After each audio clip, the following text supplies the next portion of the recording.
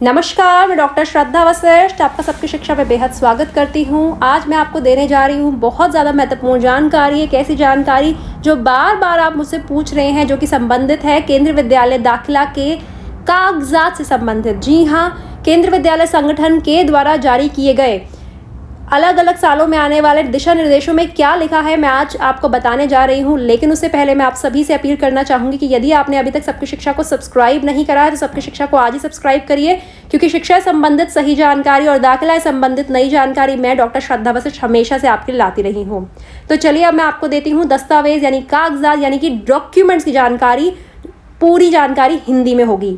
देखिए, सबसे पहले कक्षा पहली में प्रवेश के लिए आयु के प्रमाण पत्र के लिए जन्म पंजीकरण के लिए प्राधिकृत सक्षम प्राधिकारी द्वारा जारी जन्म प्रमाण पत्र चाहिए होता है।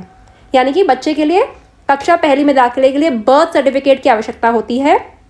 इसमें अधिसूचित क्षेत्रीय परिषद या फिर नगर पालिका या फिर नगर निगम के प्रमाण पत्र या फिर ग्राम पंचायत, सैनिक अस्पताल और रक्षा कर्मियों के सेवा अभिलेखों के जन्म तिथि संबंधी उदाहरणों को लिया जाएगा। ये कुछ उदाहरण देके बताया गया कि कौन से जो जन्म प्रमाण पत्र बनाए जाएंगे, कौन से अलग अलग क्षेत्रीय परिषद, नगर पालिका, नगर निगम, ग्राम पंचायत, सैनिक अस्पताल, रक्षा कर्मियों के सेवा अभिलेखों के द्वारा जो बनाए गए होंगे जन्म प्रमाण पत्र वे मान्य माने जाएंगे। अन्य कक्षाओं के लिए राज्य शिक्षा विभाग से मान्यता प्राप्त विद्यालय द्वारा निर्गत स्थानांतरण प्रमाण पत्र में अंकित जन्म तिथि मान्य होगी। मतलब कि जो बाकी कक्षाएं होंगी, अन्य कक्षाओं के लिए जो आपको विद्यालय से स्थानांतरण प्रमाण पत्र मिलेगा, यानी कि आपको टीसी मिलेगा, जिसे हम ट्रांसफर सर्टिफिकेट कहते हैं, उसमें जो आपकी तिथि लिखी होगी जन्म तिथि वह मान्य मानी जाएगी। जन्म तिथि के मूल प्रमाण पत्र को सत्यापन के पश्चात अभिभावकों को लौटा दिया जाएगा। जो बच्चों का बर्थ सर्टिफिकेट होगा उसे देखा जाएगा, जांचा जाएगा, जांच के बाद वह अभिभावकों को लौटा दिया जाएगा। तो अभिभावक ये ना सोचे, माता पिता ये ना सोचे कि अगर आप स्कूल वाले आपसे ओरिजिनल बर्थ सर्टिफिकेट ले रहे हैं तो वो रख लेंगे। जी नहीं, वो आपको वापस कर देंगे। कक्षा 8 तक प्रवेश बिना किसी अन्य विद्यालय के स्थानांतरण प्रमाण पत्र के भी दिए जा सकते हैं, बशर्ते बच्चा प्रवेश पाने योग्य हो और उसका जन्म प्रमाण पत्र सरकारी निकाय द्वारा जारी किया गया हो। एक बहुत ही महत्वपूर्ण बात की गई है कि बहुत से ऐसे पेरेंट्स होते हैं, वो कहते हैं कि हमें स्कूल ट्रांसफर सर्टिफिकेट मिलने में परेशानी हो रही है, स्कूल ट्रांसफर सर्टिफिकेट मिलने में परेशानी हो रही है जब कक्षा दूसरी और उससे ऊपर की कक्षाओं में दाखिले के लिए केंद्रीय विद्यालय में कोशिश करते हैं। तो ऐसी स्थिति में कक्षा 8वीं तक दाखिले के लिए यदि आप बच्चे का जन्म प्रमाण पत्र देते हैं तो स्थानांतरण प्रमाण पत्र की इतनी आवश्यकता नहीं होगी। बिना स्थानांतरण प्रमाण पत्र के भी आपके बच्चे का जन्म जो प्रमाण पत्र है मान्य माना जाएगा। और आपके बच्चा यदि प्रवेश योग्य है और उसका जो प्रमाण पत्र है वो सरकारी निकाय द्वारा जारी किया गया है, तो आपको बिना किसी परेशानी के आपके बच्चे को दाखिला दिया जाएगा। दूसरा, माननीय सांसदों अथवा सार्वजनिक क्षेत्र के उपक्रमों के कर्मचारियों के पौत्र पौत्रियों के माता पिता अथवा पिता के माननीय सांसदों अथवा सार्वजनिक क्षेत्र के उपक्रमों के कर्मचारी के साथ संबंध होने के प्रमाण पत्र की आवश्यकता है।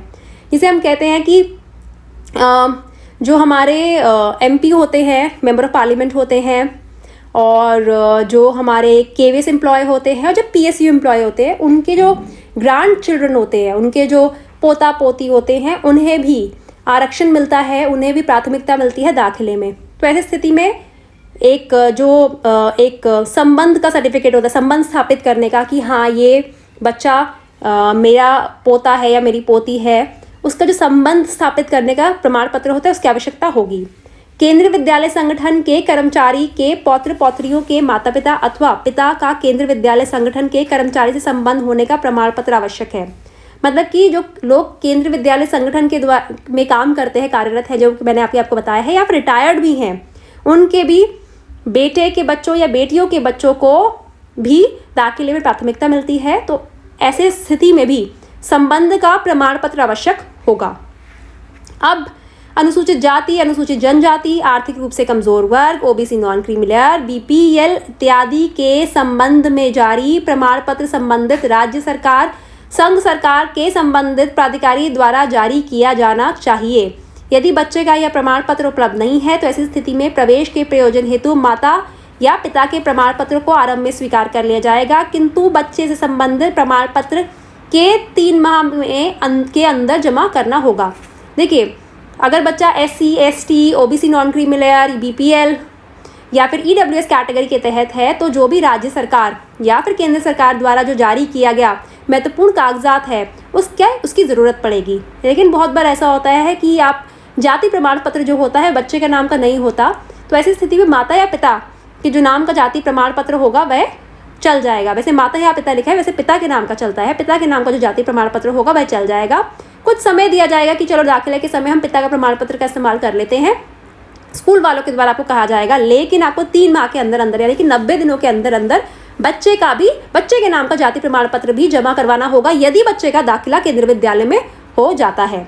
अब दिव्यांग बच्चों के संबंध में भी कुछ कागजात की बात की गई है कि दिव्यांग बच्चे के संबंध में भारत सरकार के दिनांक 4 मई 1999 के कार्यालय ज्ञापन संख्या में परिभाषित सिविल सर्जन, पुनर्वास केंद्र अथवा किसी अन्य सक्षम प्राधिकारी द्वारा जारी प्रमाण पत्र जिसमें दिव्यांगता प्रमाणित की गई हो उपलब्ध हो। मतलब कि एक ऐसा सर्टिफिकेट जिसमें यह सिद्ध होता है कि बच्चा विकलांग है या दिव्यांग है या फिर स्पेशल चाइल्ड है, उस सर्टिफिकेट की, उस प्रमाण पत्र की आवश्यकता होगी। उन मामलों में जहां बच्चे की दिव्यांगता प्राचार्य द्वारा स्वयं स्पष्ट रूप से देखी जा सकती है, उस स्थिति में बिना किसी प्रमाण पत्र के दिव्यांगता समझी जाएगी। तथापि अभिभावक का सक्षम अधिकारी से प्रमाण पत्र प्राप्त करने की सलाह देते हुए इसे बाद में जमा करने के लिए कहा जाए। देखिए, कई बार ऐसा होता है कि बच्चे के दाखिले के समय माता पिता के पास बच्चे का दिव्यांगता सिद्ध करने के लिए प्रमाण पत्र नहीं होता। लेकिन अगर बच्चे की दिव्यांगता ऐसी है जो स्पष्ट रूप से देखी जा सकती है, मतलब कि वो विजिबल फॉर्म में है, तो यह जब स्कूल के प्रिंसिपल होते हैं उनके से अधिकार होता है कि वह उनके दाखिले के समय उन्हें समय दे दे, दाखिला तो दे दे लेकिन थोड़ा समय दे दे कि आप बाद में सर्टिफिकेट जमा करवा दीजिएगा, जो डिसेबिलिटी सर्टिफिकेट है या फिर दिव्यांगता का जो प्रमाण पत्र है वो बाद में जमा करवा दीजिएगा। लेकिन अगर प्रिंसिपल अलाउ करती है, लेकिन मैं आपको सजेस्ट करूंगी, मेरी आपको राय रहेगी कि यदि बच्चा दिव्यांग है तो बच्चे की दिव्यांगता सिद्ध करने का प्रमाण पत्र जो कि सरकारी प्रमाण पत्र हो आप तैयार रखिए। अगला, पूर्वगामी 7 वर्षों के दौरान हुए स्थानांतरों की संख्या को दर्शाने वाले एक सेवा प्रमाण पत्र जिनमें कार्यालयाध्यक्ष द्वारा विधिवत हस्ताक्षर और मोहर सहित तथा उसमें कार्यालय अध्यक्ष का नाम, पदनाम और अन्य सुसंगत ब्यौरे स्पष्ट अक्षरों में लिखे गए हो। बहुत साफ सी बात है, 7 ईयर्स का जो पेरेंट्स का जो गवर्नमेंट जॉब में है और 7 साल से जो उनके तबादले हो रहे हैं, उनके जो ट्रांसफ़र हो रहे हैं एक से दूसरी जगह जो हो रहे हैं, स्थानांतरण हो रहे हैं, चेंज ऑफ प्लेस हो रहा है, तो उनके दिखाने के लिए भी एक सेवा प्रमाण पत्र उन्हें चाहिए होगा। जो उनके कार्यालयाध्यक्ष होंगे, जो उनके ऑफिसर होंगे, जो उनके ऑफिस के हेड होंगे, उनके साइन चाहिए होगा, उनका स्टैम्प चाहिए होगा, उनके कार्यालयाध्यक्ष का नाम चाहिए होगा, पद नाम यानी कि वो किस डेजिग्नेशन पे हैं, और कुछ और ब्यौरा चाहिए होगा, स्पष्ट रूप से साफ लिखा होना चाहिए होगा। वर्दीधारी रक्षा कार्मिकों के लिए सेना निवृत्त प्रमाण पत्र चाहिए होगा और निवास प्रमाण चाहिए होगा। निवास प्रमाण आप सभी को पता है कि निवास प्रमाण यानी कि एड्रेस प्रूफ चाहिए होगा दाखिले के लिए। और वर्दीधारी रक्षा कार्मिकों के लिए सेना निवृत्त प्रमाण पत्र यानी कि जो आर्मी कोटा के तहत जिन बच्चों का दाखिला होने जा रहा है उन्हें भी सर्टिफिकेट चाहिए होगा सेना निवृत्त, जो आपको ऑफिस से मिल जाएगा। और कुछ और भी कागजात हैं जिसके बारे में बहुत स्पष्ट रूप से इसमें शायद नहीं बताया गया, तभी केंद्रीय विद्यालय के जो नियम है समझने में ज़्यादातर अभिभावकों को परेशानी आती है। यदि आपकी बच्ची सिंगल गर्ल चाइल्ड कैटेगरी की है तो सिंगल गर्ल चाइल्ड कैटेगरी का एक परफॉर्मा होता है जो खुद केंद्रीय विद्यालय संगठन जारी करता है, आपको उसके हिसाब से एक सर्टिफिकेट बनवाना होता है। और इन्होंने बता दिया आर्मी कोटा, एक एमपी कोटा भी होता है। एमपी कोटा में होता है कि एमपी और एमएलए जो होते हैं पूरे भारतवर्ष के, इन्हें कूपन मिलते हैं। हर एमपी हर एमएलए को 10-10 कूपन मिलते हैं कि वे अपने कार्यक्षेत्र के, अपने जो उनका जो एरिया है उसमें 10 बच्चों को रिकमेंड कर सकते हैं। यदि उनके क्षेत्र में कोई भी कार्यक्षेत्र में कोई भी केंद्रीय विद्यालय नहीं है तो वो पड़ोसी जो उनके कार्यक्षेत्र के जो पड़ोसी जो एरियाज़ हैं वहाँ के बच्चों को वो रिकमेंड कर सकते हैं। लेकिन यदि उनके अपने कार्यक्षेत्र में केंद्रीय विद्यालय है तो वहीं पे वो रिकमेंड करेंगे और बच्चों का नाम, बच्चों को 10 उन पर कूपन होते हैं, 10 बच्चों को वो 10 बच्चों की वो अनुशंसा कर सकते हैं, 10 बच्चों को वो रिकमेंड कर सकते हैं, एमपी और एमएलए दोनों। यह सवाल बार बार मुझसे पूछा जाता है और मुझे कहा भी जाता है, बहुत लोग बोलते हैं मैम एमएलए नहीं होते, सिर्फ एमपी होते हैं। तो मैं आपको बताना चाहूँगी आप बिल्कुल गलत बोल रहे हैं, एमपी एमएलए दोनों होते हैं।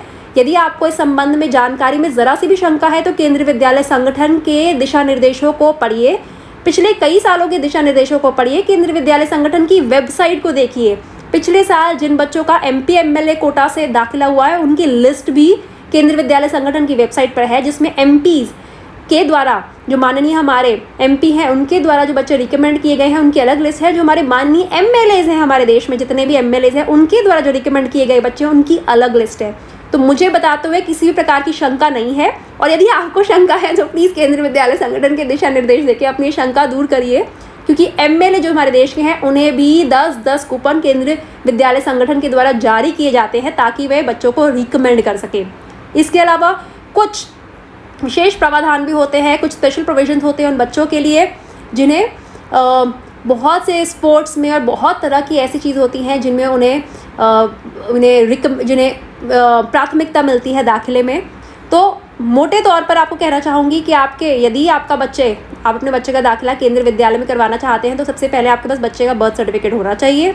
दूसरा, बच्चे का आपके पास माता या पिता में से किसी एक के नाम का एड्रेस प्रूफ होना चाहिए, माता या पिता में से किसी एक के नाम का। बच्चे के पासपोर्ट साइज फ़ोटो होना चाहिए। यदि बच्चा किसी कैटेगरी से है तो उस कैटेगरी का जो सर्टिफिकेट है, किसी भी कैटेगरी से है, MP MLA कोटा के तहत दाखिला करवाना चाहते हैं तो उसका आपको वो चाहिए होगा, कूपन चाहिए होगा।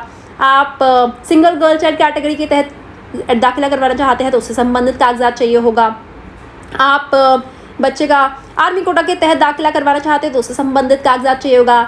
आप RTE के तहत बच्चे का दाखिला करवाना चाहते हैं तो उससे संबंधित कागजात चाहिए होगा। तो जिस भी कैटेगरी के तहत आप दाखिला करवाना चाहते हैं उस संबंधित कागजात चाहिए। यदि आप अपने बच्चे का दाखिला सामान्य श्रेणी के तहत करवाना चाहते हैं, आप सामान्य श्रेणी में आते हैं यानी कि आप जनरल कैटेगरी में आते हैं, तो आपको कैटेगरी से संबंधित किसी कागजात की ज़रूरत नहीं पड़ेगी। क्योंकि लोग ये सवाल भी मुझसे करते हैं कि मैम हम जनरल कैटेगरी में आते हैं तो हमें कौन सा कैटेगरी सर्टिफिकेट चाहिए। जनरल कैटेगरी को कोई भी कैटेगरी सर्टिफिकेट नहीं होता, उन्हें address proof, birth proof, passport size photo, और अगर बच्चा बड़ी क्लासेस में है तो स्कूल ट्रांसफर सर्टिफिकेट की ज़रूरत पड़ती है।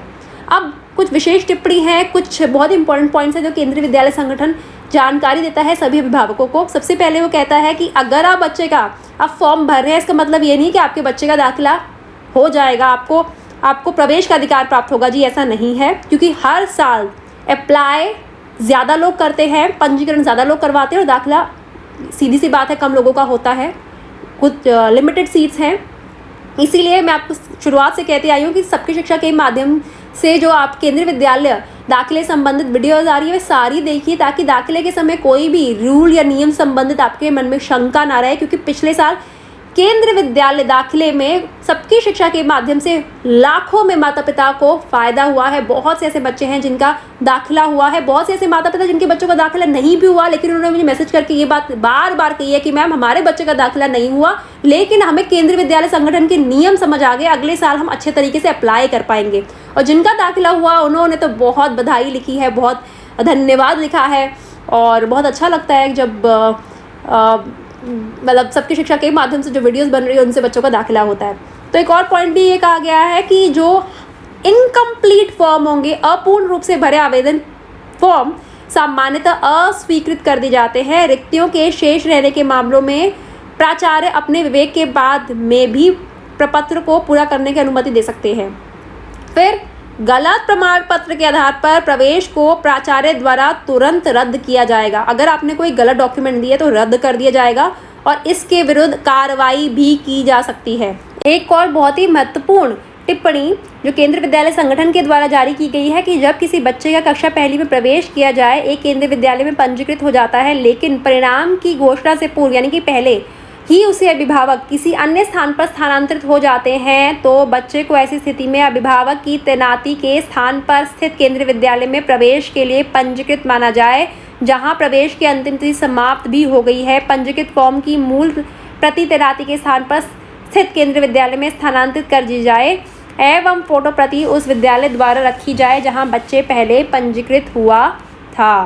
मतलब कि अगर आपने बच्चे का रजिस्ट्रेशन करवाया और रजिस्ट्रेशन करवाने और रिज़ल्ट के बीच में जो टाइम होता है उसमें पेरेंट्स का स्थानांतरण हो जाए, ट्रांसफ़र हो जाए, तो ऐसे में जहाँ पे स्थानांतरण हुआ है, जहाँ पे ट्रांसफ़र हुआ है, वहाँ जिस केंद्रीय विद्यालय में आपने फॉर्म जमा करवाया था, रजिस्ट्रेशन करवाया था, वे वहाँ भेज देंगे जहाँ पे आपका ट्रांसफ़र हुआ है। चाहे लास्ट डेट निकल चुकी तब भी भेजेंगे और वह एक्सेप्टेड माना जाएगा, पंजीकृत माना जाएगा, क्योंकि अब आपका ट्रांसफ़र हो गया और उस ट्रांसफ़र में आपकी कोई गलती नहीं है। तो बहुत ही महत्वपूर्ण, बहुत ही ज़रूरी कागजात की जानकारी मैं आज आपके लेकर आई हूँ। उम्मीद करती हूँ जानकारी से आपको लाभ हुआ होगा। कोशिश करती हूँ हर वीडियो में ज़्यादा से ज़्यादा जानकारी आपको दूँ।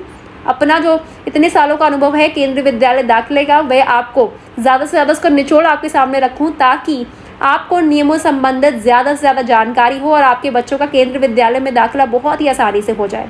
अब मुझे डॉक्टर श्रद्धा वशिष्ठ को इजाज़त दीजिए। जाते जाते फिर से कहना चाहूँगी, यदि आपने अभी तक सबकी शिक्षा को सब्सक्राइब नहीं करा है तो सबकी शिक्षा को आज सब्सक्राइब करें, और सब्सक्रिप्शन बटन के साथ एक बेल आइकन है, घंटी का निशान है, प्लीज़ उसे ज़रूर प्रेस करें, क्योंकि बहुत से लोग बोलते हैं कि आपका चैनल हम फॉलो तो करते हैं लेकिन जैसे ही आप कोई नई वीडियो रिलीज़ करते हैं उसके बारे में हमें पता ही नहीं चलता है। वो इसलिए पता नहीं चलता है क्योंकि बेल आइकन आपने प्रेस नहीं करा। जैसे आप बेल आइकन प्रेस करेंगे आपको वह सारी वीडियोज़ की जानकारी मिलेगी जो मैं समय समय पर रिलीज़ करती हूँ। जैसे ही मैं कोई भी वीडियो रिलीज़ करूँगी उसकी जानकारी तुरंत आपके मोबाइल पर पहुँच जाएगी, यदि आपने बेल आइकन प्रेस करा हुआ है। इसीलिए अब मुझे डॉक्टर श्रद्धा वशिष्ठ को इजाज़त दीजिए। नमस्कार।